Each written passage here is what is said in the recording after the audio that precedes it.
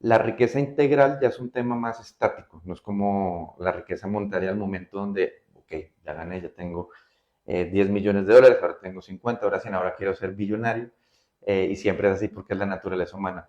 La riqueza integral yo lo llamo que es como decían en la película de Jerry Maguire, un QAM, ¿no? Mm, Un QAM es, tienes la parte monetaria, que es mm, importante, una parte monetaria que te llene, obviamente, pero esa parte monetaria se complementa con la parte de valores y con la parte, dependiendo como tú quieras y veas tu vida, donde estés completo en esos aspectos de tu vida. Si no necesariamente tienes que tener hijos, una familia y casarte, hay personas que no, pero que estés lleno en lo que haces todos los días. Hola, bienvenidos al podcast de Godina Líder, un recorrido por las historias de los mejores directores y gerentes de habla hispana, donde nos cuentan sus secretos para crecer y dominar la industria. Soy Ricardo Granados e iniciamos esta charla. Enrique, ¿cómo estás? Muy bien, muchas gracias Ricardo. ¿Y tú? Bien, bien, gracias por aceptar la invitación. Teníamos que allá y grabar acá y por fin se dio ya casi como un mes para que vinieras a platicarnos. Y me interesó mucho tu perfil de Busquete, de Stalkeé, el tema financiero y de inversiones, pero me gustaría que tú te presentaras porque vi un tema personal, vi que sabes mucho de inversiones, qué hacer con tu dinero, pero me gustaría que te presentaras y ya le damos la charla. Perfecto, encantado Ricardo. Bueno, ¿qué te digo? Mi nombre es Enrique Ortega, colombiano, Mm, de Bogotá, Colombia. Me fui a Estados Unidos cuando tenía 14 años, mm, 25 años en Estados Unidos, mm, y viajando mucho a México con frecuencia en los últimos 15 años, ya que mis inversionistas están en su mayoría mm, aquí en México, son latinoamericanos también que viven en Estados Unidos, por lo cual también residente mexicano, padre de dos mm, hijos, de Emiliano y de Miranda, esposa venezolana, Ana Cristina, perrito también, Yorkie, economista, mm, financiero, maestría en negocios, escritor y asesor mm, financiero y de inversiones. Fuera de eso, encantado de lo que es las lecturas, mm. del cine, entre otros deportes como el golf y el fútbol. Y te fuiste muy pequeño a Estados Unidos. Me fui muy pequeño, me fui a los 14 años, en diciembre del 99. Y fue por decisión, para mejor oportunidad. Mira, en ese momento estaba en lo que es la prepa, empezando la prepa, y Colombia, lindo país, linda gente, país, digamos, un país que obviamente amo, el país donde nací, está pasando un momento muy difícil, está Mm, muy complicado en el tema, no solo económico, pero en el tema de la violencia también. mm, Ahí teníamos el apogeo de los cárteles, mm. teníamos el apogeo de las guerrillas, de los paramilitares y de la corrupción política. Entonces era una tormenta perfecta y fue, yo creo que uno de los éxodos más grandes que tuvo Colombia, donde la mayor parte de la inmigración que recibió Estados Unidos y otros países fue por esos años, ¿no? Entre, digamos, finales de los 90. Uno de esos fueron este servidor, yo y mi familia. Y oye, retos en Estados Unidos, porque otro idioma diferente a la edad que tenías, venir de una situación así complicada, cambiar de país, y ahorita te dedicas al tema financiero. ¿Cómo ves la perspectiva de ese momento al momento actual? Sí, fíjate que llegué con un inglés básico Mm, a Estados Unidos. Miami no es una ciudad, porque llegué a Miami, no es una ciudad donde lo hables todo el tiempo, mm, una ciudad que está llena de latinos, ¿no? Como dicen, hay letreros en las tiendas que dice también se habla inglés en Miami. Entonces, pues no era que lo practicara tanto, además uno tiende a rodearse de su mm, misma comunidad. Pero a pesar de eso, yo te diría, par de años ya se estaba hablando fluentemente el inglés. Ahí pues, me gradué de la prepa, ¿no? O el bachillerato. Empecé la carrera, eso me ayudó mucho, tanto que en mm, la economía, las finanzas y demás, aprendes todos los términos financieros en inglés y después ya en un momento dado, cuando empiezas ya a trabajar y tus clientes empiezan a ser hispanohablantes, mm, pues tienes que traducirlos al español. Entonces al principio costaba mucho traducir todos los términos mm, financieros o económicos o de negocio del español o del inglés al español. Entonces fue un reto pues interesante, ¿no? Entonces era muy spanglish, mm, digámoslo así. En el momento cuando me fui, que o sea, fue un impacto económico grande y demás, lo sabía, es un tema que obviamente los altibajos que tuve yo en mi niñez, pues me marcaron para hacer lo que hago, Mm, y ahorita platicamos de, pues, de las diferentes historias. Eh, y al llegar a Estados Unidos, pues tuve la opción de ser músico, porque quería ser músico en un mm, momento, o al final de cuentas ser economista financiero, asesor financiero, irme por el lado de, digamos, más ortodoxo, ¿no? Mi hermano terminó siendo músico, mm. los dos tomábamos clase de música al tiempo, y yo terminé siendo economista por una clase donde mi hermano faltó y yo sí estuve. El profesor de guitarra nuestro en Estados Mm, Unidos fue un músico muy famoso en Colombia que llenaba, pues, el estadio más importante en Bogotá, el estadio El Campín, como decir el Azteca, mm, aquí en la Ciudad de México. Eh, Mi mamá se lo encuentra un día en el súper y le dice, ah, tú eres tal persona, ¿qué estás haciendo? No, estoy dando clases de música ya aquí en Estados Unidos. Que él se separó de su hermana, que eran los dos músicos y cantaban en dúo. ¿Tú le puedes dar clases de música a mis hijos, que los dos son mm. músicos y quieren estudiar música? Sí, claro, nos empezó a dar las clases y en una de esas clases ya avanzadas, y la verdad estábamos en bastante buen nivel de guitarra, él me dice, bueno, Enrique, ¿qué vas a estudiar? Yo ya está, Mm, yo acababa de graduarme de la prepa, del bachillerato en Estados Unidos, y ya estaba por entrar a la carrera. Y yo le digo, no, pues la verdad es que yo quiero irme por el lado de la música. Y me dice, tú sabes que la carrera musical es bastante difícil. Ahora, poniendo paréntesis, siempre me gustaron los negocios, siempre me gustaron las finanzas. Desde pequeño mm, iba y hacía pancakes en la casa, o sanduchitos, mm. o tortas. Iba y las vendía en el colegio, ¿no? O con las canicas hacían laberintos para de alguna manera negociar las canicas. Entonces, siempre me gustó ese lado también. Pero bueno, volviendo a las clases, me dice, tú quieres terminar como yo, tú quieres terminar como, acuérdate, yo llenaba el estadio El Campín, yo llenaba los parques en Bogotá y mira, ahora te estoy dando clases de guitarra a ti. ¿Tú quieres terminar así como yo? Y yo me quedé pensando, entonces me dice, no, lo que yo te aconsejo es que tomes la música como hobby y tú hagas algo que te guste, que sea más fácil, digamos, Mm. hacer la parte del dinero, para que por lo menos te estabilices y después ves qué pasas con lo de la música. Dicho y hecho, ¿Y no te pues, has, no te has pues arrepentido de esa decisión? no, nunca me arrepentí, Mm, finalmente era el camino y el ah, destino que tenía que tomar. Eh, de ahí mi mejor amigo se lo llevaron a la guerra de Irak en ese momento. Mi tío, mi familia en Colombia estuvo involucrada en la política. Pues, a mí desde pequeño, fuera del tema financiero, siempre me mm, gustó mucho la política. Eh, y paralelamente a esto estaba metido en clases mucho de economía, de política, basado en eso, ¿no? Y ahí es donde empieza el tema financiero, por el tema de la economía. Fue la primera carrera que yo escogí, el tema de economía, básicamente, ¿no? Todavía no puse mi segunda carrera, que era finanzas. Y fue porque yo estaba un poco ya indeciso cuando terminé lo de la música. Sabía que eran negocios, pues, mm, algún tema de negocios financieros. Iba a estudiar finanzas internacionales, ¿verdad? Al final de cuentas, pero me gustaba mucho leer de política, mm, ¿no? Los libros de políticos del pasado de Napoleón, políticos del presente, o Gandhi y demás. Y en esas queda George Bush en Estados Unidos, viene la guerra de Irak, se llevan a mi mejor amigo a la mm, guerra de Irak. Él se fue, digamos, como en los Marines como voluntario, nunca pensó que se lo iban a mm, llevar a la guerra y a los 6 meses comenzó la guerra y se lo llevaron. Entonces eso tuvo un impacto fuerte de mí, diciendo, mira, unas personas, llegaron a la política, armaron una guerra y se llevan gente inocente a pelear la mm, guerra donde puede morir mi mejor amigo, literalmente.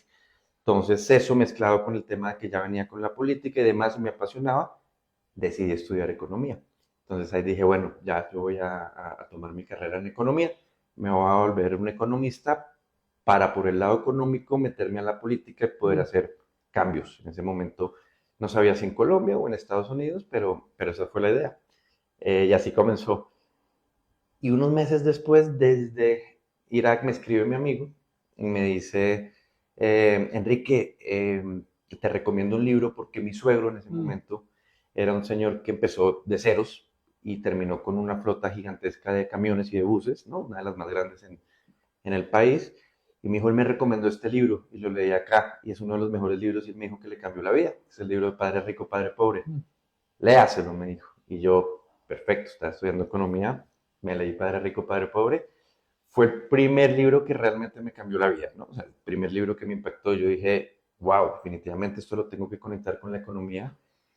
Y gracias a ese libro metí la carrera de finanzas también y ahí empezó todo el tema financiero mío, ¿no? Desde ese día empecé a invertir, desde ese tema empecé a ahorrar realmente, desde ese día empecé a tener trabajos extra para poder tener más canicas y ponerlas a producir y empecé a introducirme más en el tema de las inversiones y hasta el día de hoy pues ya no paré. Eso te digo que era cuando tenía unos 22 años aproximadamente, ahorita tengo 41. ¿No crees que el libro está sobrevalorado? Porque también es como, hay hasta memes de, leíste El Padre Pobre Rico y te metiste a emprender, ¿o crees que con ese libro? Yo ya lo leí, a mí también me impactó mucho, yo creo que hay cosas, como todo tiene cosas buenas y cosas malas. Para mí al leerlo sí me abrió una perspectiva diferente de cosas que no sabías o cómo pensar a la hora de tomar decisiones. Si lo vas a gastar o si lo vas a invertir, como El Padre Pobre, El Padre Rico de Kiyosaki. ¿Crees que ese libro sí lo recomendarías y por qué crees que tiene también tanto hate? Yo no lo recomendaría 100%, yo lo recomendaría 1000%. Padre Ok, rico, padre pobre. Me parece que está infravalorado por lo bueno que es y por lo popular que ok. se volvió, porque cuando tú estás comenzando tu etapa de estudios o cuando tú estás graduando en la universidad, si tú lees ese libro, Mm, aunque es un libro muy sencillo y es un libro que lo explica para Kinder, mm, básicamente, el tema financiero, a mí personalmente sí me cambió la mm, vida y conozco mucha gente que les cambió la vida mm, también, ¿no? Inclusive uno de mis inversionistas, clientes mm, y mentores también, ¿no? mm, Una persona muy exitosa aquí en México, ese fue uno de sus libros que le cambió la vida también. Entonces yo lo recomendaría 200%. Obviamente hay temas, ¿no? Historias que pues son historias, pero mm, los fundamentos del libro tienen mucho poder. Entonces sí, yo sí lo recomendaría, me parece que aunque le hagan memes y demás por el tema de la publicidad, y hoy por hoy el mismo autor Kiyosaki ya pues habla hasta por los codos y la mm, verdad es que no estoy de acuerdo en mucho de lo que mm, dice hoy por hoy. Pero ese libro en su momento tiene mucho fundamento. Después de ese libro yo me leí el número 2 mm, que es el cuadrante del cash flow, después el número 3 que es la guía del inversionista, y hace 2 años cuando me fui digamos, de un banco común mm, a lo que es un despacho privado financiero de inversiones, donde estamos ahorita, me leí el cuarto. El mm, cuarto se llama La Guía de la Independencia mm. Financiera.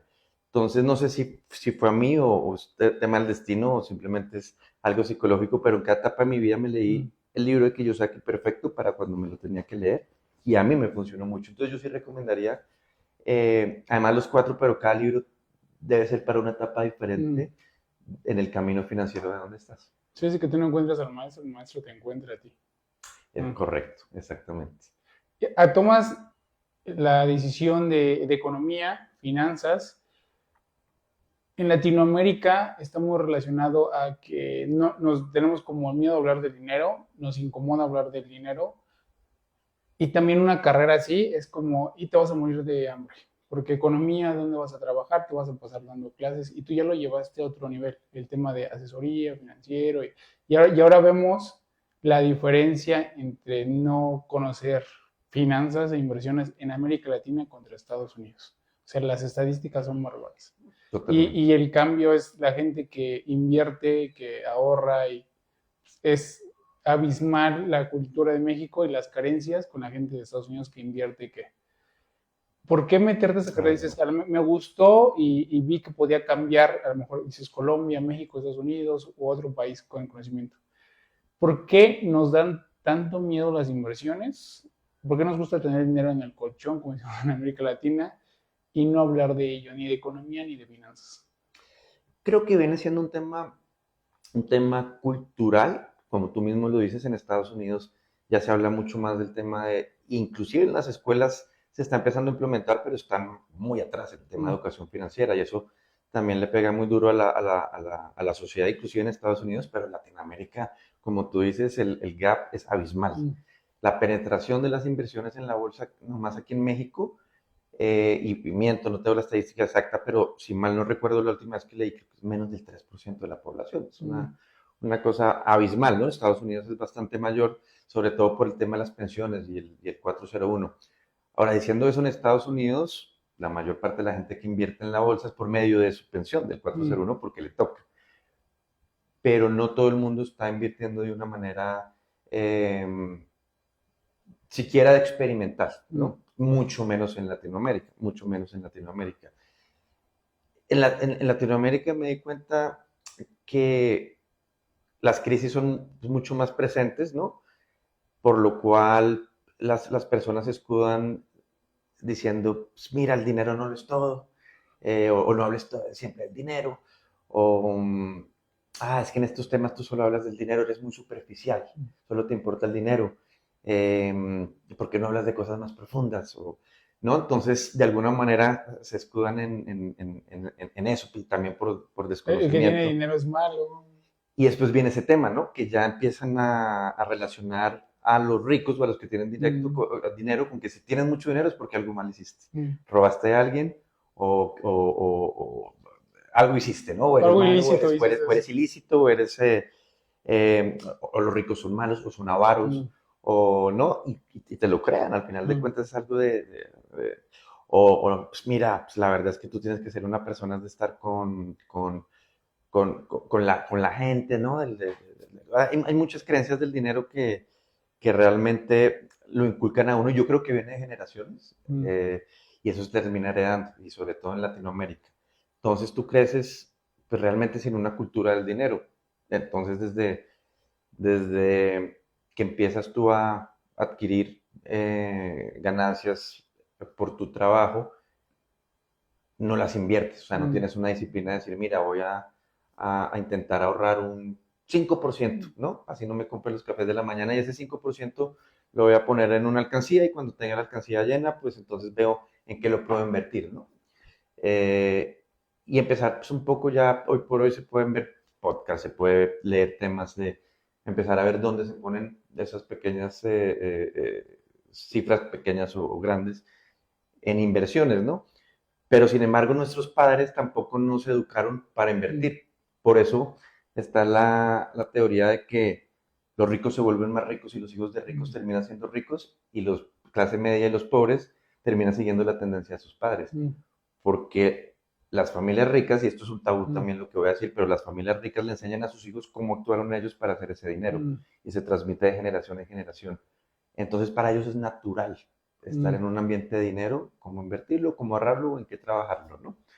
Para la clase media no, la clase media es chambé, chambé, chambé mm, y váyase de vacaciones y gaste en Louis Vuitton y en ropa y ya lo otro que tenga pues ahorren en un banco.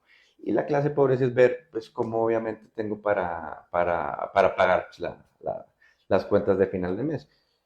Eso se hereda, ¿no? Al final de cuentas. Entonces romper esa línea generacional es muy difícil y para mm. hacerlo uno tiene que asociarse a mentores, ya sea personal o en línea, leer mucho y romper ese esquema para poder entonces hacerlo de una manera diferente a como lo han hecho otras generaciones. Pero por eso mismo es que se sigue haciendo el tema de que los ricos se hacen más ricos y los pobres se hacen más pobres. ¿Crees que el tema vaya a cambiar aquí en México a corto plazo? Están entrando las fintech, todas las tarjetas de crédito como Clark, Clara y ahorita No. También es colombiana, ¿no? No, No, sí, no lo fundó un colombiano con Joint Venture brasilero. ah, Exacto. así, y se fue a Brasil. Todos ahorita están compitiendo en México y es como la tendencia de quién está dando más rendimiento en tarjetas. Exacto. Ya están compitiendo por rendimiento, están compitiendo por inversiones. Y hay muchas formas de invertir en México. También, bueno, ya entró también al Mercado Libre y que el 14, que el 15, que el 12. Correcto. ¿Crees que eso está ayudando o crees que solamente sigue siendo para algunos pocos?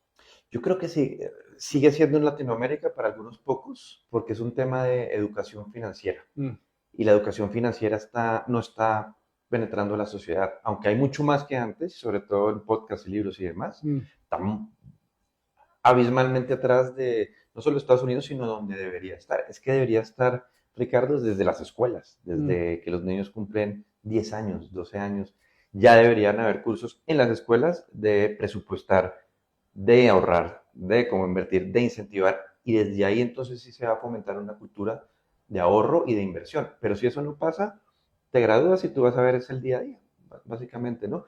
Y es mucho más fuerte la cultura del consumo que la mm. cultura del ahorro. Mientras eso sea así, mientras el mercado del consumo abismalmente le gane a la cultura del ahorro, pues vamos a ver de que esa disciplina para invertir y que el interés compuesto crezca tu patrimonio va a seguir rezagada, ¿no? Entonces yo creo que falta mucho trabajo por hacer y es parte de lo que hacemos tú y yo, ¿no?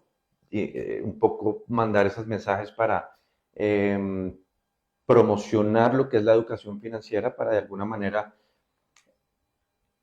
cambiarlo desde la educación, porque como todo esa es la raíz, ¿no? Entonces yo creo que más que poner vehículos de alto rendimiento, es un tema de educación. Así te el 5%, el 3%. Si empiezas con disciplina, ya vas a saber cómo subir esos rendimientos. ¿Y cómo empiezo? Y tengo la cosquillita de, oye, dices tú, me está sobrando a lo mejor, pero a lo mejor yo tuve una carencia o a lo mejor tengo un dinero que no sé qué hacer. Y es tema cultural, ya no lo vi en la primaria, ya no lo vi en la secundaria.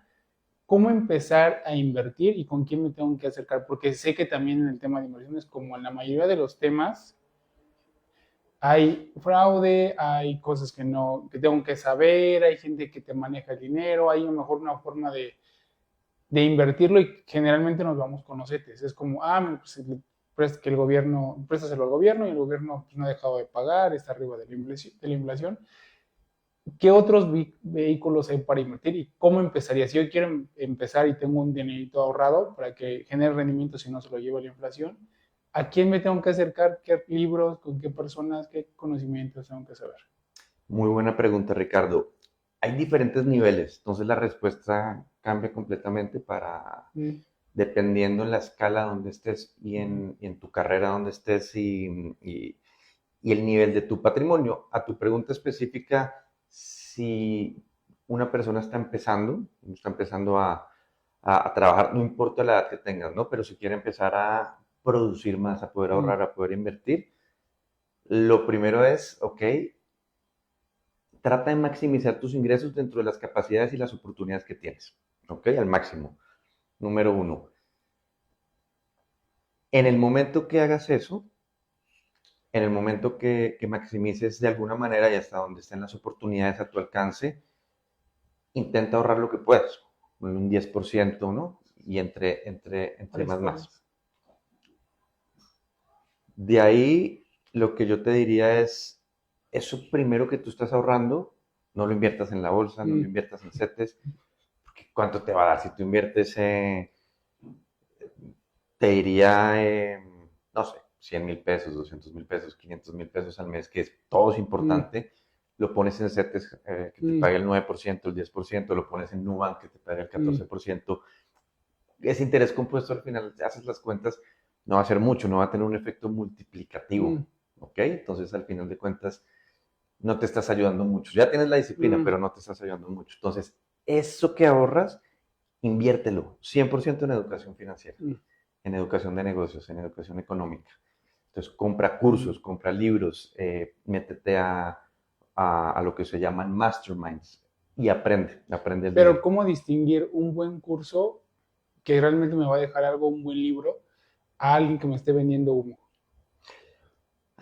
Hoy por hoy hay muchísimos cursos de humus y demás. Lo que yo te diría es empezar por las personas o por los cursos que ya estén probados y que hayan dado resultados, ¿no? O por los libros que tú veas en las redes sociales o en los reviews y demás que más hayan tenido un impacto, que más hayan cambiado vidas, ¿no? Y ahorita voy a decir los míos.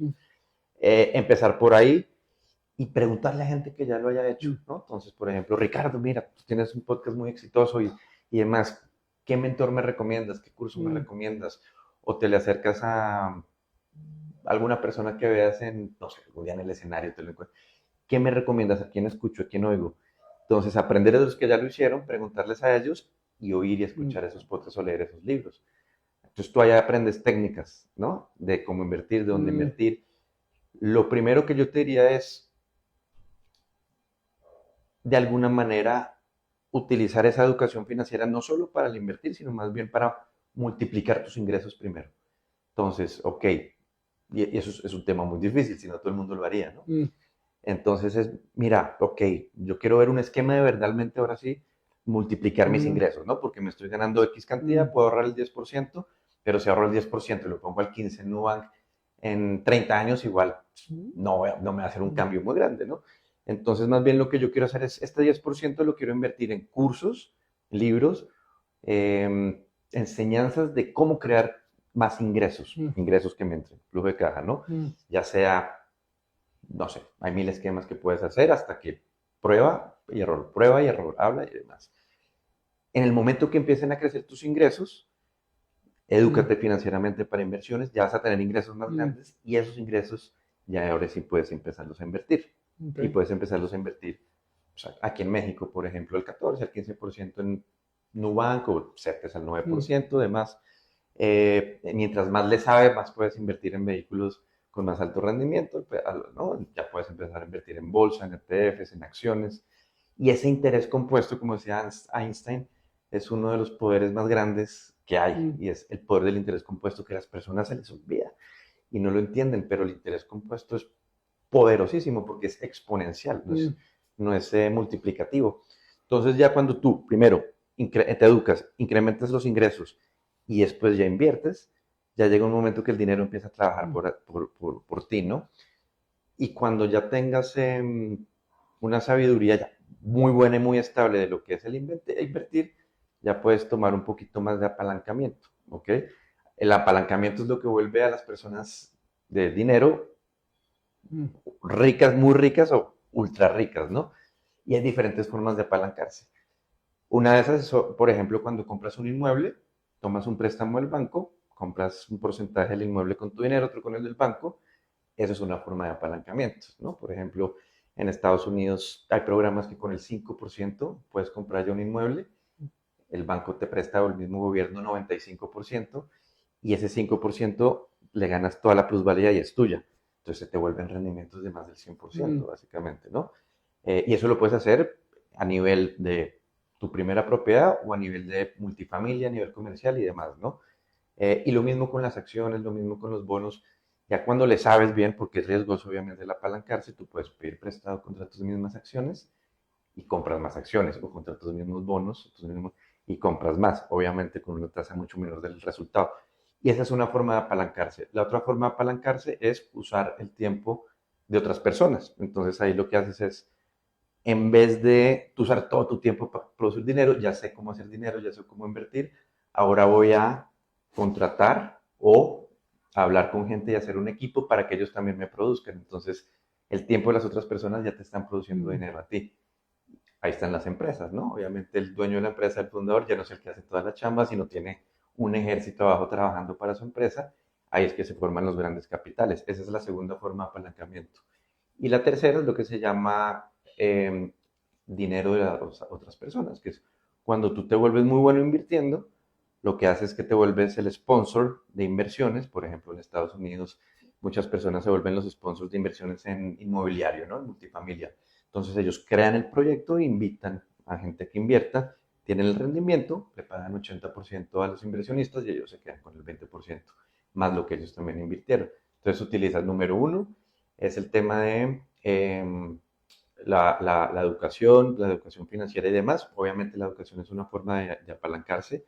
Número dos es por el tema de los créditos, ¿verdad? Ya sea créditos inmobiliarios, créditos para acciones, créditos para... Número tres es el tiempo de las otras personas y número cuatro es dinero de otras personas. Pero hay que hacerlo con mucha responsabilidad porque hay que saber muy bien y obviamente entre más te apalanques tienes que tener muchísimo más cuidado, muchísima más responsabilidad, muchísima más ética también, ¿no? Entonces, cuando llegas a ese punto y te apalancas bien, ya estás del otro lado. Y ya al final de cuentas pones tu dinero, tiempo a trabajar para ti y ya puedes estar a los niveles que quieras, ¿no? Y escalar. Y dicen que inviertas de lo que conozcas. Si no conoces de un tema, mejor ni te metes. Y está mucho lo de bienes raíces, de pues que seguro, la tierra es finita. ¿Qué empezarías, digamos? Ya tengo como el tema de conciencia, de a lo mejor mi panorama financiero ya se amplió, ya gano un poquito más porque ya tengo conciencia de qué voy a hacer con mi dinero. Ahora, si hay una cantidad mínima, como dijiste, si es muy poquito, lo del 10 al 15%, dices, pues mejor espérate un poquito más, llénate de conocimiento para que realmente puedas invertir una buena cantidad.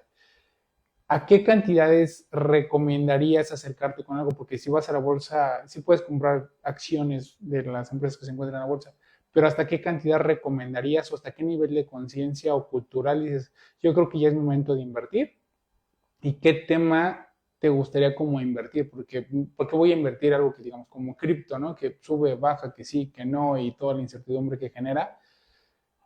¿Cuándo es el momento de decir, yo creo que ya empieza con tus pequeñas inversiones? Porque también, bueno, aparte de eso, está lo de crowdfunding también, están las startups, está, ves, varias formas de poder invertir, pero cuando dices, yo creo que ya estoy preparado, o cuando alguien ya está preparado. Porque yo sé que a lo mejor dices, no, yo creo que quieres invertir, pero ni el monto que tienes, ni te apasiona tanto algo para que digas, oye, pues eso, me gusta eso, para que yo pueda invertir.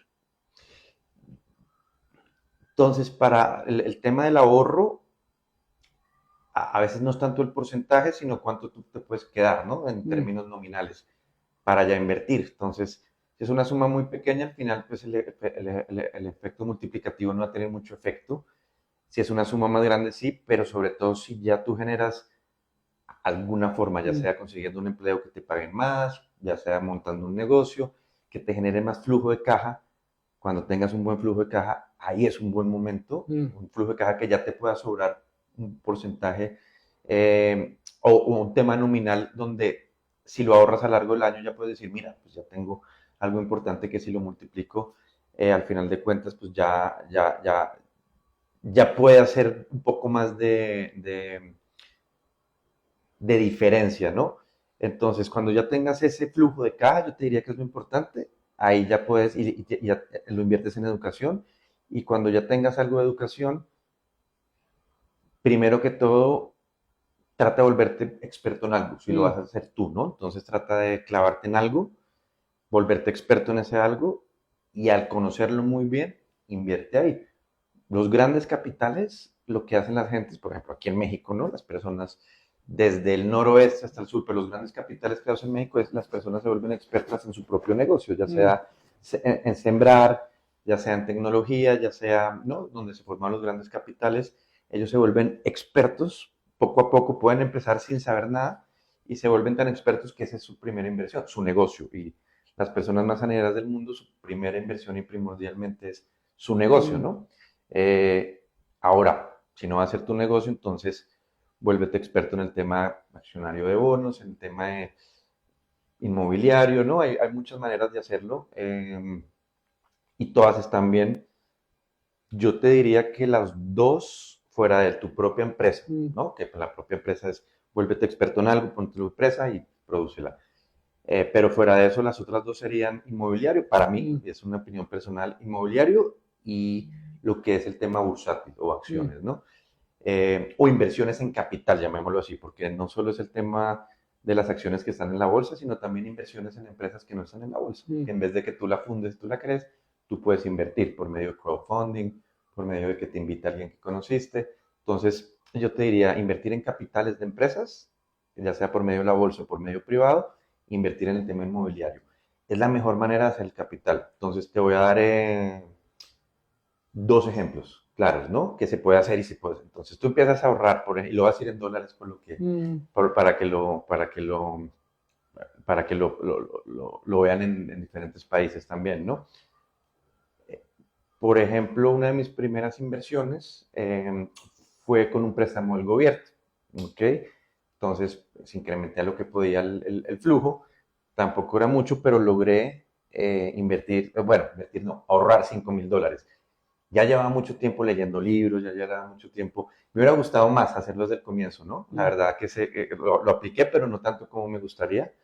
Pero me clavé mucho en educación financiera, fuera de mi carrera y mm, demás, ¿no?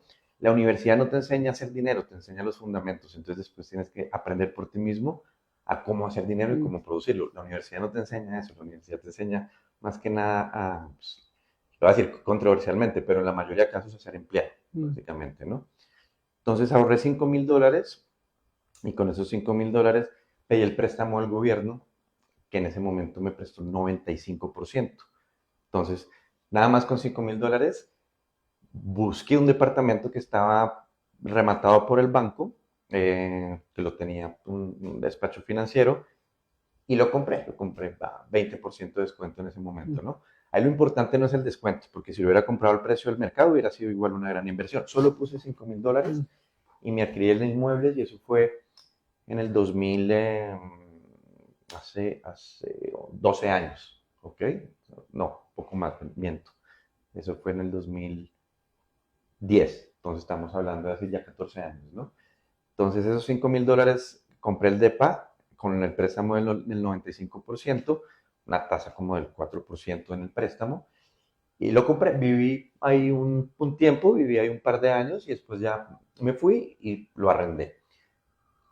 Eso fue en Miami. Miami es igual, digamos, en ese momento la renta no me está dando un flujo de caja positivo. Hay inversiones que sí te da, entonces eso fue como, entre comillas, un error de principiante, pero bueno, al final de cuentas Miami uno invertía más por la apreciación, entonces no fue tan error de principiante, pero está tablas, ¿no? En lo que era la renta, pero le aposté a la plusvalía. Tiempo después el departamento subió el doble, más o menos, ¿no? No, más del doble, 150% subió el departamento. Entonces, de esos $5,000, se creó una plusvalía de $200,000. Entonces, da tú las cuentas cuánto rendimiento es en porcentaje, ¿no? En un lapso de 14 años, ¿no? Entonces, estamos hablando de un buen porcentaje anual. Entonces, eso es un buen ejemplo de cómo con $5,000 puedes llegar a ser $200,000 de capital, 250,000 en 10 años, ¿no? Y obviamente ayudó mucho el mercado inmobiliario, pero ahí lo que te quiero decir es de que si de alguna manera lo inviertes bien en el tema inmobiliario, con poco, y inviertes en un mercado con buena plusvalía, puedes hacer un buen capital de inicio. Ese después ya lo tomas y puedes invertir en otra propiedad. En vez de poner 5, pones los 200, tomas un préstamo de $800,000, ya puedes comprar algo de 1,000,000 y esperas la plusvalía, allá puedes hacer 1,000,000, 10 años después y da la vuelta otra vez, ¿no? Y no lo tienes que vender, puedes sacar el equity. Entonces eso es con el tema de inmobiliario, y con el tema de las acciones, pues ahí es lo mismo básicamente, ¿no? Tú haces un portafolio que te esté pagando vamos a decir, el 10% anualizado, ¿no? Ya tienes el portafolio, ya te está dando un portafolio que te esté dando el 10% anualizado, y dependiendo cómo estén las tasas en ese momento, ponle que saques un préstamo al 5. Sacas un préstamo al 5 y lo metes al 10. Es otra forma de apalancarse. Entonces ya tu rendimiento, en vez de que sea al 10, va a ser un rendimiento de doble dígito, ¿no? Entonces, al final de cuentas, así lo haces. Y si quieres invertir en empresas privadas, lo que haces es que te financias también y tomas un préstamo para invertir en la empresa privada. Y obviamente, dependiendo la sabiduría que tengas, y eso es obviamente más arriesgado también, puedes poner o puede tener ya un equipo donde vaya a poner un buen mandato de gerencia para subir los múltiplos del negocio y después se vende. Y hay muchos fondos que hacen eso. Nosotros en el despacho nuestro tenemos fondos literalmente que se dedican a comprar empresas, le sacan el múltiplo y se las venden a fondos como BlackRock, como Blackstone, como de los más grandes.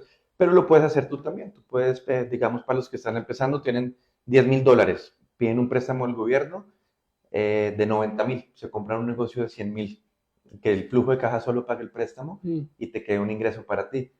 Ponle una buena gerencia, tú mismo hazlo, subes las ventas, subes el valor del negocio, subes el flujo de caja, te lo puedes quedar, lo puedes revender también después, ¿no?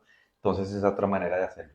Entonces yo te diría que por el mercado de capitales y por el mercado inmobiliario son las maneras que yo recomendaría para comenzar. Y ahora a lo que te dedicas, ¿cómo acercarme o quiénes son las personas que se acercan a ti a través de tu negocio y por qué acercarse?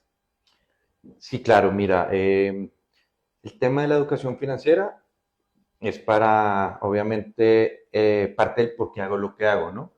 Parte de por qué hago lo que hago es porque yo viniendo de mi país, pero obviamente trabajando con México hace 15 años, ¿no? Y teniendo pues, muchos amigos que son de Latinoamérica, y en mi industria y en mi trabajo muchos compañeros que también son asesores financieros que trabajan con gente de Latinoamérica, he visto los ciclos de negocio y he visto los ciclos familiares, ¿ok? Los ciclos familiares puede que una generación tenga mucho dinero, pero la siguiente generación lo pierde por X o Y razón. Dicen que las estadísticas que el 90% de los recursos de una familia se pierden en la tercera generación, ¿ok? Entonces, al final de cuentas, En la tercera generación hay una redistribución de esa riqueza y se pasa a otro grupo, a otra familia, a otra región, ¿no? mm, Dependiendo, ¿no? La redistribución.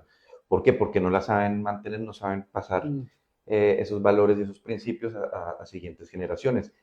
En mi caso pasó un tema con mis abuelos, ¿verdad? En su momento mi abuelo era abogado, era notario en mi país, era hombre de negocios, le estaba yendo muy bien. La casa donde nació mi mamá era en su momento pues de las casas más prominentes en Bogotá, de hecho ganó muchísimos premios, se trajo, fue de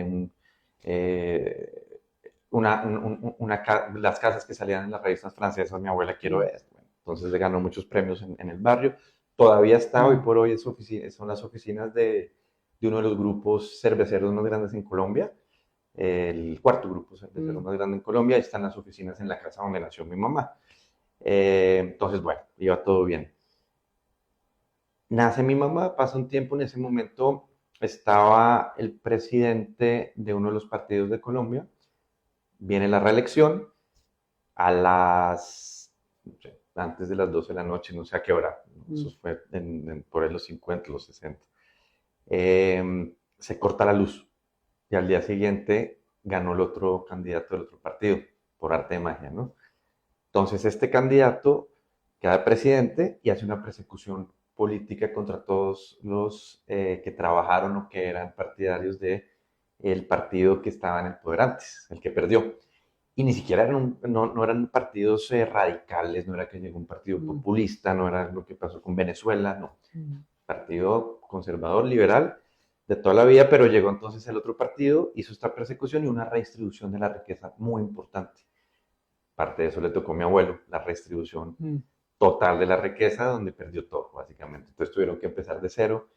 Eran 7 hijos, mi abuelo y mi abuela, y tuvieron que moverse de esa casa pues un apartamento bastante pequeño donde pues básicamente, bueno, ni entremos a detalles, pero les tocó mm, empezar de cero, ¿no?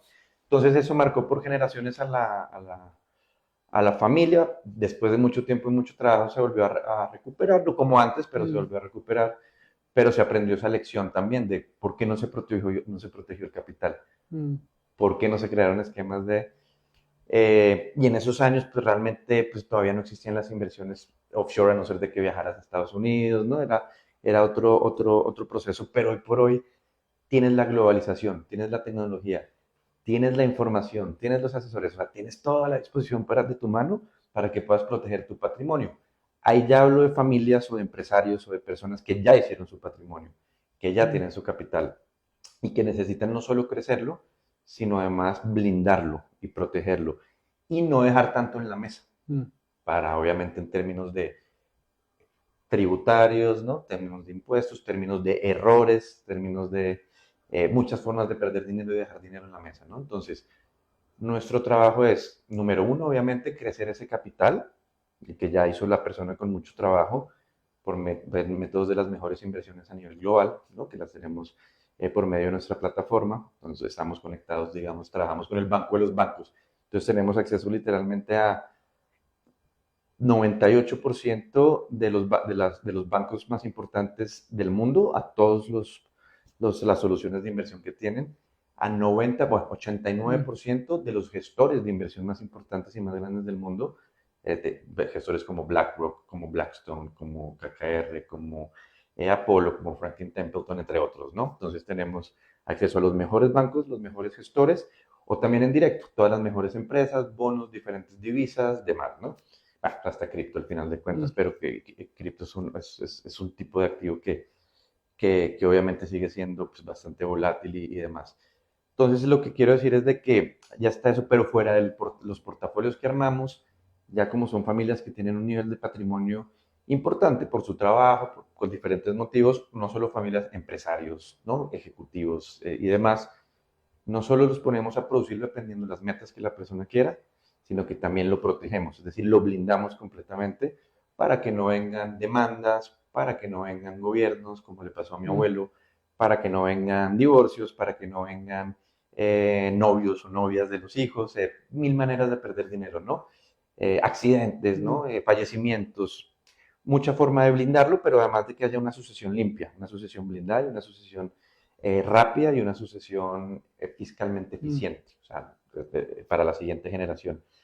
Y número tres, el tema de no dejes dinero en la mesa. ¿Cómo dejas dinero en la mesa? Número uno, estás pagando más dinero de lo que debes pagar en fees.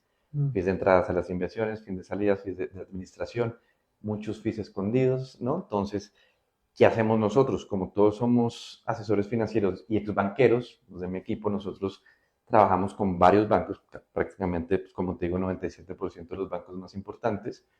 Uno de ellos es el con el que, pues, por medio de uno entramos a todos, que es el Banco de los Bancos, que es el Banco de Nueva York.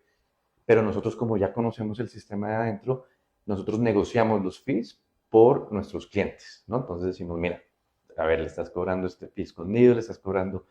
Además, nosotros los invertimos en lo que son las inversiones institucionales, es decir, le decimos al banquero de X banco, mira, no queremos que inviertas porque tenemos los convenios, ¿no? No queremos que inviertas a nuestros clientes al por menor, queriendo decir de que le vas a cobrar más en fee, de rendimientos menos, no. Queremos que lo inviertas en la versión de esta inversión, pero la institucional, donde vas a pagar muchísimo menos en fee y el rendimiento por ende va a ser mucho más amplio, ¿no? Y hay inversiones que son hechas solo institucionalmente o para montos demasiado altos donde nosotros ya podemos invertir ahí a nuestros clientes. Entonces esa es una manera, pagando más de lo que deberías pagar, que es tu dinero, porque no sabes, por falta de conocimiento, por demás, ¿no? Número dos, el tema de impuestos. Entonces, al final tú no sabes impuestos escondidos, que hay muchas inversiones que traen impuestos dentro de la panza de la inversión, como fondos y demás, pero también impuestos que tú, si conocieras la ley o te asesoraras bien, puedes pagar hasta 70% menos de impuestos de lo que ya estás pagando, ¿no? Cuando tomas las ganancias o durante la vida de inversión, inclusive tipo cambiario, dividendos. Entonces, nosotros nos encargamos de que no dejen dinero en la mesa por pagar impuestos que no deben pagar. Y te digo que increíblemente no sé el porcentaje exacto, pero más de la mitad están pagando muchísimos más impuestos de los que deben pagar, muchísimos más, ¿no? Nosotros nos encargamos que no. Ese es el número dos. Y número tres, errores. Entonces tú cometes muchos errores también, no solo inversiones de invertir mal o errores de invertir mal, pero errores de que armaste mal el contrato de tu inversión, ¿no? Entonces vas a armar un fondo, entonces de alguna manera no pusiste correctamente los beneficiarios o la inversión mancomunada por alguna razón en tu jurisdicción, lo hiciste de alguna manera donde tributariamente te van a cobrar más, ¿verdad? O lo hiciste de alguna manera donde al final cuando salgas vas a estar pagando, por ejemplo, penalidades o temas así. Entonces hay muchos errores que se cometen a lo largo de la inversión, que el inversionista no sabe, que deja muchísimo dinero en la mesa, a veces hasta el 50%. Entonces nosotros nos encargamos también de que toque bien amarrado para que no se pierdan con errores de mil maneras, ¿no? Hasta armar una estructura patrimonial de la manera correcta y no de la manera incorrecta, porque si la armas de la manera incorrecta, pues puedes caer en pérdidas de dinero importantes. Entonces nos encargamos de eso, ¿no? Y ese es el valor agregado que le damos a nuestros clientes que ya tienen un patrimonio importante. Para los que no están ahí, pues lo que hago es parte de mi legado también, por lo que te comenté, lo que pasó a mi familia, entre muchas familias más que conozco que han perdido el dinero por no saberlo manejar bien, y por eso está mi libro que escribí, que es Gestión Patrimonial 10.0, el verdadero éxito del manejo de la riqueza. Se trata de eso, las herramientas que ya tienes hoy en día cuando tienes un buen patrimonio para protegerlo. Pero si no, por eso estoy empezando con el tema de la educación financiera, con los videos, con estos podcasts, para transmitir el cómo poder empezar a invertir. Y una vez que tengas ese patrimonio, asesórate, no lo hagas tú mismo, ni siquiera yo lo hago yo mismo, no siempre tiene que tener otros ojos externos para que los sentimientos de uno mismo tampoco jueguen, ¿no? Entonces yo digo, si ya tienes un patrimonio, asesórate, porque no solo el tema financiero, es el tema fiscal y el tema legal.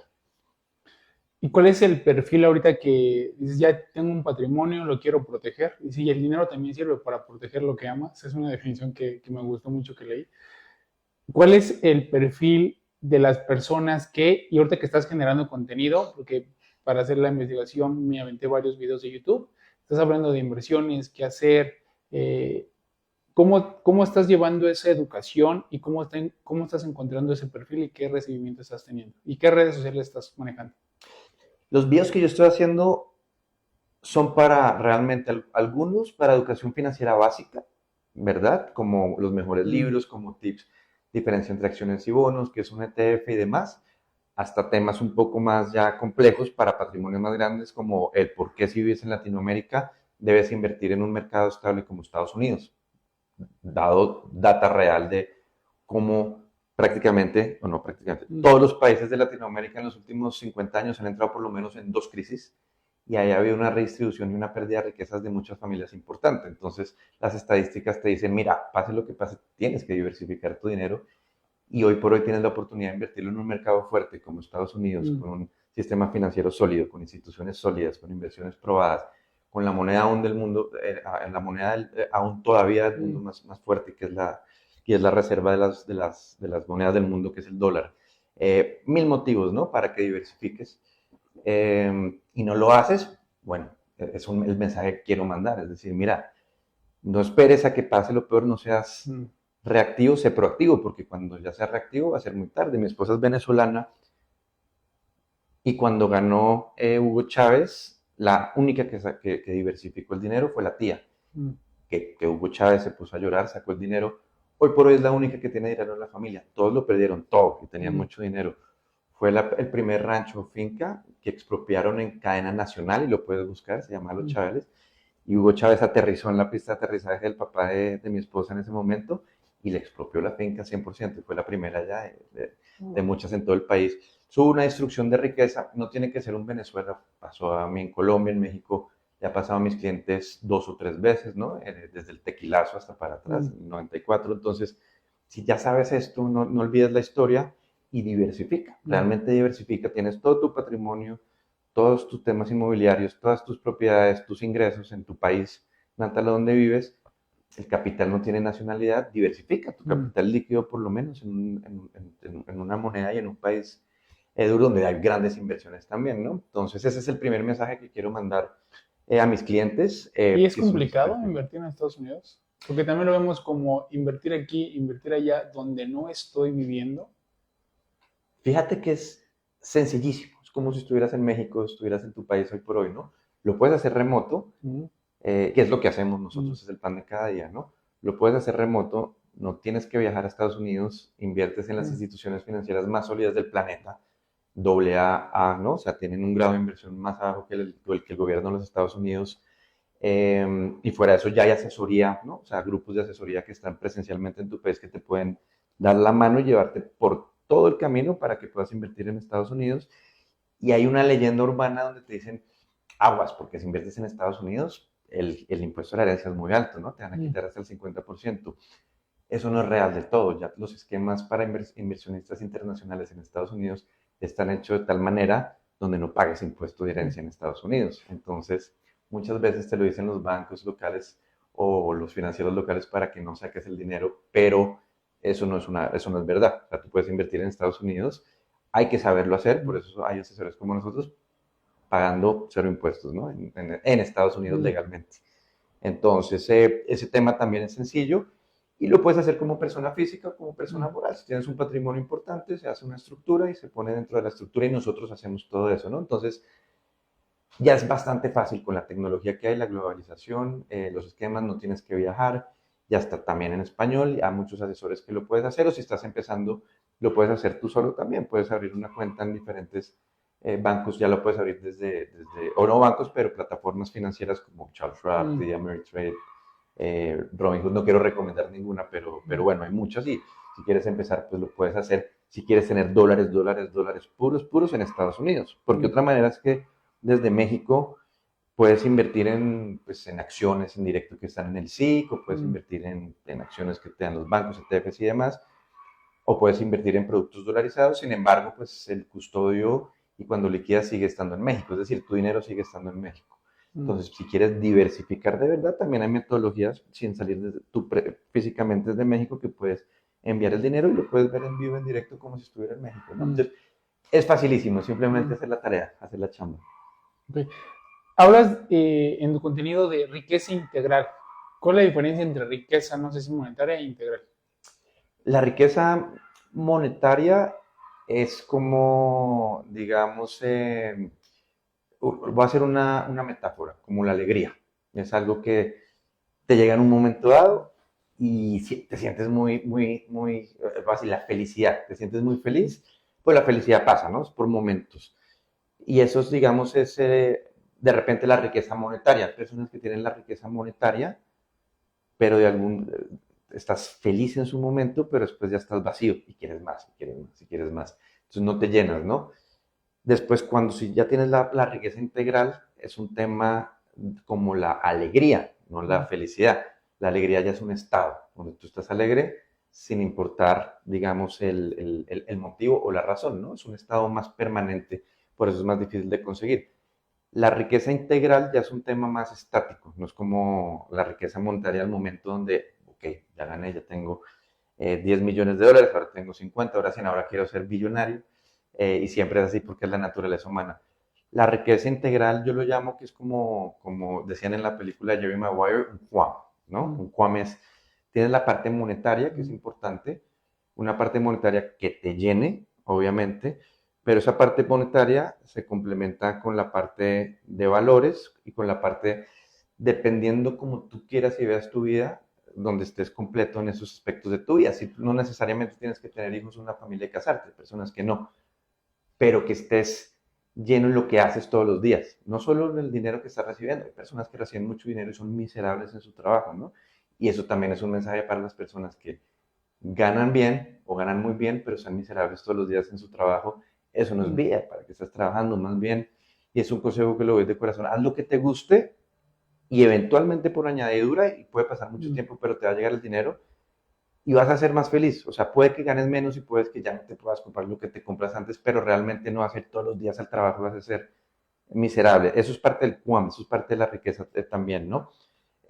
Para los que quieren tener la familia, es básico la familia, ¿no? Obviamente, la parte de, y tener obviamente pues esos valores y ese acompañamiento donde la riqueza integral no es solo la riqueza momentánea del momento, sino es también el saber de que estás blindado, eso te da tranquilidad, mucha tranquilidad, porque parte de la riqueza no monetaria, yo te diría que se traduce en tranquilidad, al final de cuentas, ¿no? Paz mental. Mucha gente que es millonaria, multimillonaria y más, pues tú has visto los casos, ¿no? Suicidios, drogas, alcohol, porque no tienen paz, no tienen tranquilidad.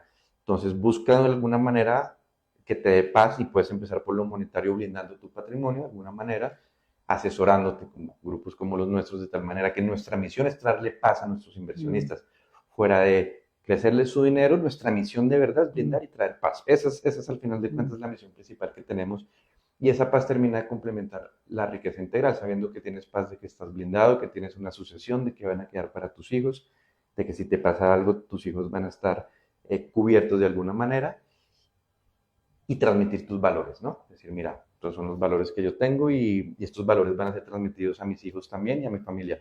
Entonces ese QAM es lo que yo te digo, que dependiendo de lo que tú quieras, y parte de ese QAM importante es la tranquilidad que puedes tener. Yo te diría que esa es la riqueza integral al final de cuentas, no solo lo monetario, sino todo ese paquete, llamémoslo así. Y para cada persona es diferente, pero la parte de la tranquilidad y la paz es igual para todos. Los sí y los no al momento, el tema financiero o de inversión. ¿Qué sí debo de hacer y qué de plano no? Yo te diría que hoy por hoy hay que tener mucho cuidado con las estafas financieras. ¿Ok? Entonces, no ignores los focos rojos en una inversión que puede llegar a ser, una estafa, como muchísimas que ya hemos visto, ¿no? Que es el fondo patito o el banco de la ilusión o demás. Entonces, lo primero es que te prometan rendimientos astronómicos, o fuera de lo que te puede dar un mercado financiero o un mercado económico, ¿no? Entonces, cuando ya son rendimientos astronómicos, cuestiónatelo, porque de dónde salen esos rendimientos. Muchas veces son pirámides, ¿no? Son un esquema piramidal, Ponzi scheme, como ya lo hemos visto. Entonces, número uno.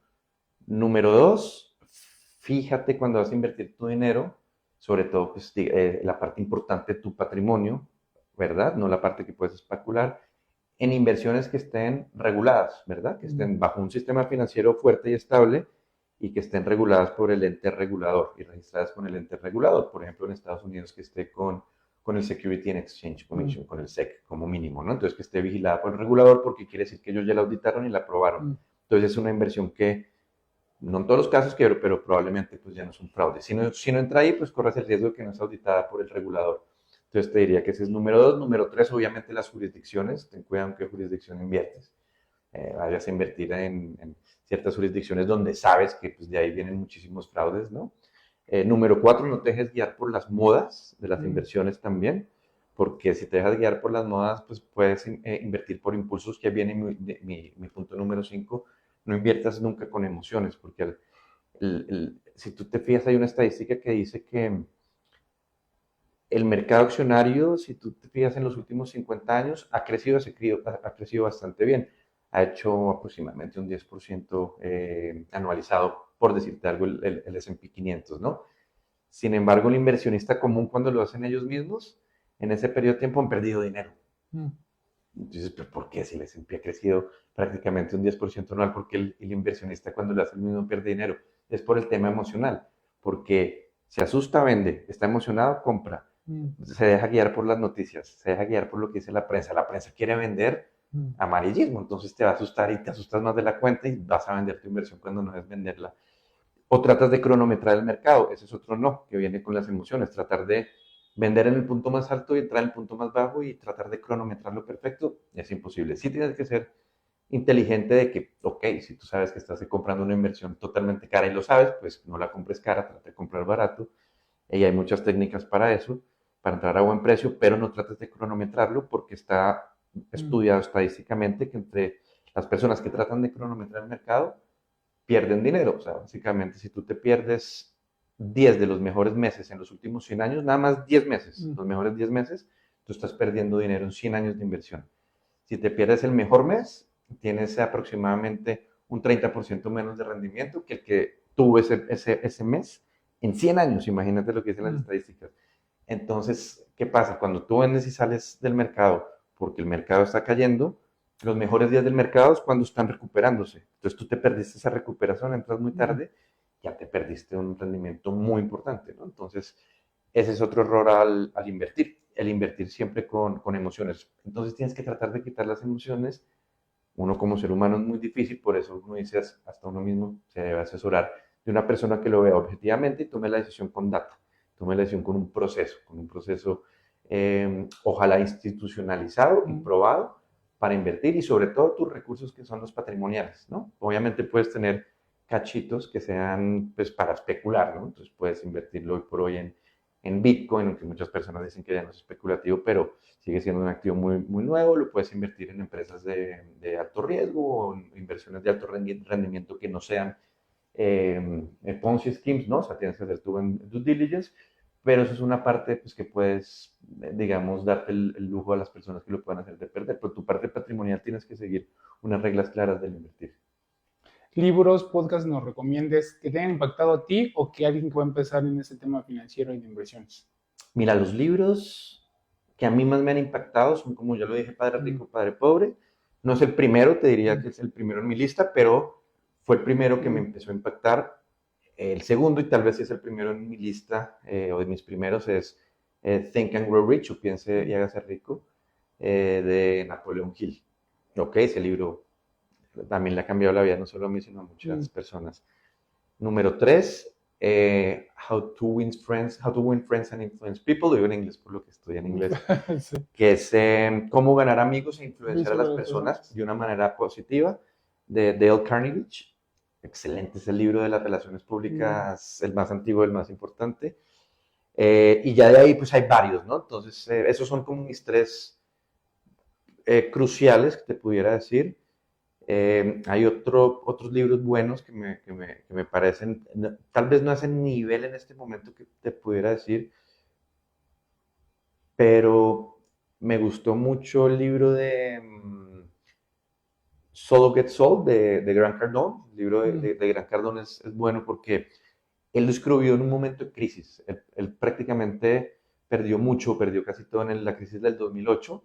Se acaba de casar hace unos años y la esposa le dijo, mira, tú me prometiste una vida increíble, porque el tipo estaba estresado, ¿no? Mira, a ver qué vas a hacer. El tipo se metió en su oficina y se encerró, creo que toda la noche, y escribió el libro durante la noche, que era prácticamente su manual para él de lo que iba a hacer para poder volverse rico. En ese momento no, creo que valía 10 millones de dólares cuando se casó, creo que él lo perdió todo y hoy por hoy vale más de 1.000 millones de dólares, es multimillonario. Entonces es como el manual de la mentalidad de él, ¿no? Entonces ese también te lo pudiera poner ahí.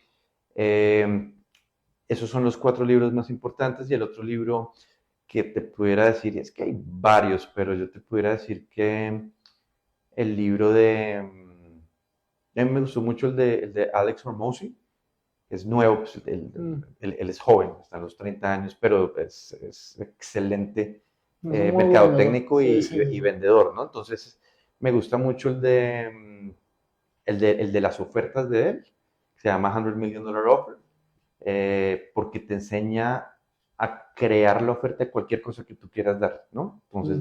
de cómo mostrarlo. Entonces, te diría que ese pudiera ser el quinto libro, ¿no? Eh,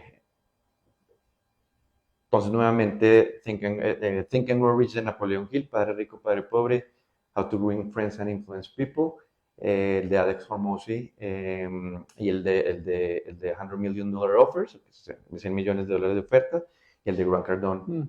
Vende o Sé Vendido, ¿no? Esos serían como los 5 libros que te pudiera recomendar hoy. Un podcast que te guste, he escuchado, recomiendes. Los podcasts que a mí me gustan, estoy pensando, tratando de pensar en uno en español, pero te voy a decir unos en inglés que Mm. también están en versión español, ¿no? Pero me gusta muchísimo el de Ed Milet, ¿ok?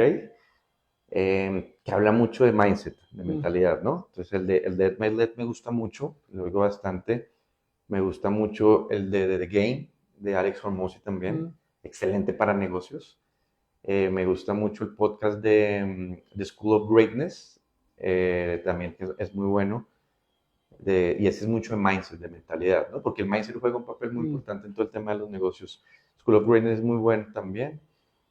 Y de ahí me gusta bastante también el podcast.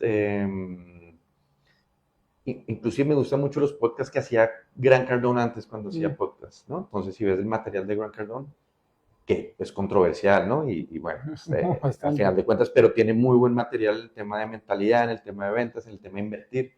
Ese me gusta también bastante. Yo te diría que esos 4 podcasts los pudiera recomendar. ¿Hay algo que te gustaría decir que a lo mejor no tocamos, pero que es importante que la gente sepa de ti? Eh, sí, yo creo que más que eso es un mensaje para el tema de la educación financiera, ¿no? Yo creo que hay que aplicar, si la educación financiera no es solo cómo invertir, la educación financiera es cómo poner un negocio, cómo poder conseguir un empleo más alto para incrementar tu flujo de caja y después poderlo invertir. O sea, la educación financiera es Mm. todo el paquete, ¿no? Es presupuestar, es el saber ahorrar, es el tener disciplina, ¿no? Entonces, yo te diría que hay que ponerle mucha atención al tema de la educación financiera y ahí viene un factor psicológico que no tienes que ir a un psicólogo, sino simplemente ver estos podcasts o estos libros de lo que Mm. es la mentalidad o mindset, ¿no? Entonces yo te diría, estudia, lee mucho de educación financiera, pero también pone el componente de mindset para los que están empezando, ¿no? Y como dije, hay formas de hacerlo que pues, con una inversión de $5,000 se te puede volver 200,000 y así, ¿no? Hay que Mm. tener paciencia y hacerlo bien. Para los que ya tienen un patrimonio importante, que es también el pan de cada día mío, es asesórense bien, diversifiquen el riesgo, no dejen todos los huevos en la misma Mm. canasta, no dejen todos sus recursos en el país natal de donde están, sobre todo si estás en Latinoamérica, Mm. porque ya lo vimos, o sea, todos son ciclos y ya vimos que hay distribución de riqueza en cada crisis que hay, ¿no? Una devaluación, un tema político, una depresión, una recesión. Entonces, diversifiquen y ya hay mucha metodología, o sea, ya hay muchas, no solo muchos asesores, pero hay mucha información, muchas plataformas, pero háganlo bien, hagan su due Mm. diligence, miren todos los focos rojos, háganlo con plataformas que están registradas, háganlo responsablemente y asesórense, realmente asesórense porque hay pues, muchas respuestas y hay muchas inversiones que no conocen aún, que pueden invertir, que están disponibles y ya se puede invertir de una manera, digámoslo, integral, donde puedes tener el esquema, y voy a irme con eso para las personas y los inversionistas, familias, empresarios que tienen un patrimonio pues relativamente alto y no tiene que ser un patrimonio antes como los Rockefeller o los Slim, ¿no? Pero lo que nosotros hacemos es nuestra mentalidad, nuestra filosofía es lo que se conoce como un family office, ¿ok? ¿Qué es un family office? El family office nació un concepto antiguo desde la época de los Medici en Italia, en Florencia, donde ellos manejaban todo dentro de la sombrilla de la familia, todo, ¿no? Desde el arte, desde sus finanzas personales, tema de absolutamente todo. El concepto se modernizó y se conoce como el Family Office con los Rockefeller, básicamente, ¿no? Entonces los Rockefeller crearon en cierta forma el primer Family Office, después vino JP Morgan, igual los Vanderbilt, lo hicieron mal, los Vanderbilt no siguieron el modelo de Family Office y por eso tú te puedes comparar los Rockefeller, siguen teniendo una fortuna muy importante, los Vanderbilt la perdieron prácticamente toda, ¿no? Porque no siguieron ese concepto. Entonces el Family Office, ¿qué es? Es de que tú tienes expertos profesionales trabajando para ti y únicamente para el interés de la familia y no para el interés de la institución. Si tú vas y abres una cuenta de inversión en una casa de bolsa o en un banco y demás, pues al final de cuentas los empleados ya están incentivados es para ganar más dinero, hacerle ganar más dinero al banco y a los accionistas de los bancos. Desde un lado de un family office o un grupo asesorial privado, tu único interés es el de tu inversionista y tu cliente, no el de la institución. Las instituciones son amigas nuestras porque son herramientas donde nosotros ya conocemos y las escogemos para armar entre gestores, fondos de inversión, demás, las mejores oportunidades para el inversionista, pero por eso tenemos entonces todos los intereses de ese inversionista dentro de nuestro interés, ¿no? O sea, como se dice en inglés, llevamos tu interés de corazón. Y eso es el tema de inversión y por eso podemos ponerte un componente legal, un componente fiscal, un componente de seguros, un componente de préstamos, un componente desde una asesoría centralizada para ti, ¿no? Ese es el concepto del Family Office. Antes lo hacían los Rockefeller, tenías que tener un patrimonio de $500 millones para arriba. Después se formó el concepto del Multifamily Office, donde varias familias de mucho dinero, ponle, ¿no? Te estoy tirando un número, pero aproximadamente unos $50 millones, se juntan 5 familias, economía de escala y crean su propio Family Office para que un grupo de expertos, abogados, contadores, asesor financiero y demás, trabajaran solo para ellos. Después ya se volvieron un multifamily o un virtual family office donde ya 100 familias se unen y hacen lo mismo. Y ya existe ese concepto que es el multifamily office, digamos, un poco más abierto para unos inversionistas que no tienen que ser Carlos Slim o no tienen que ser los Rockefeller.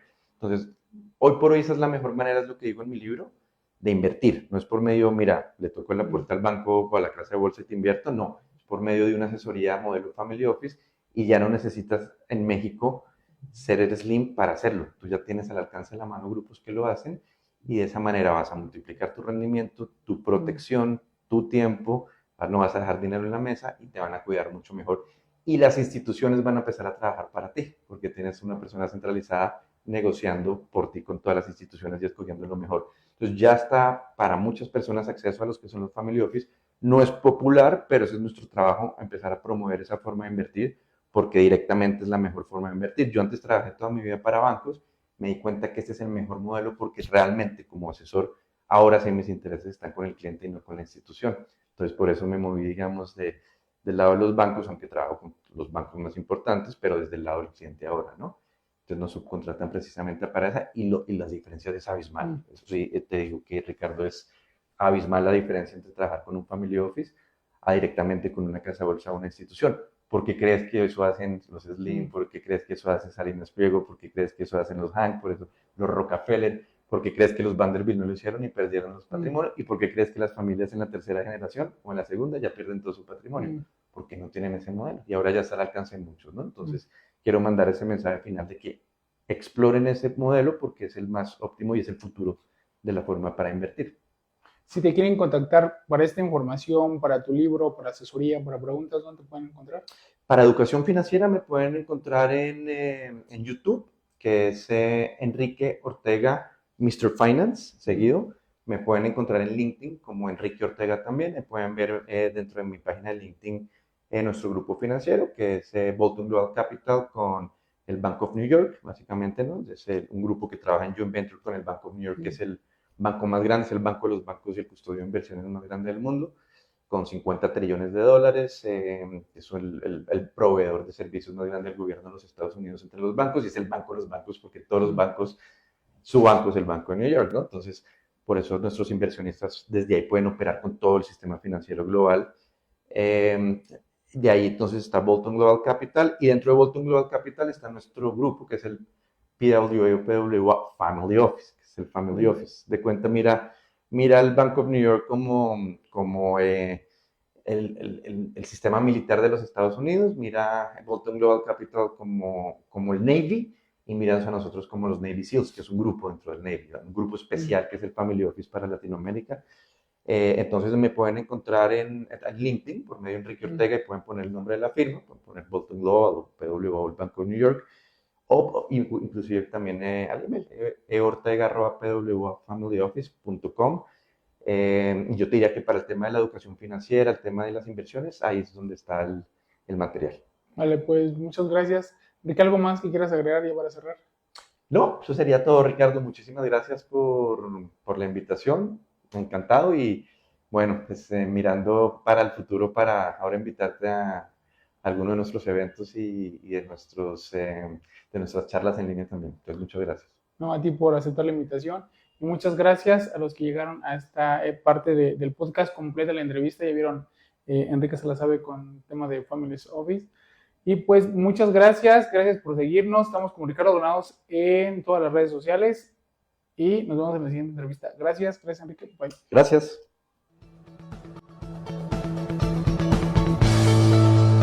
Gracias por acompañarnos en este podcast. Esperamos que te hayas inspirado para crecer dentro de tu organización y domines tu industria. Soy Ricardo Granados. Hasta la próxima.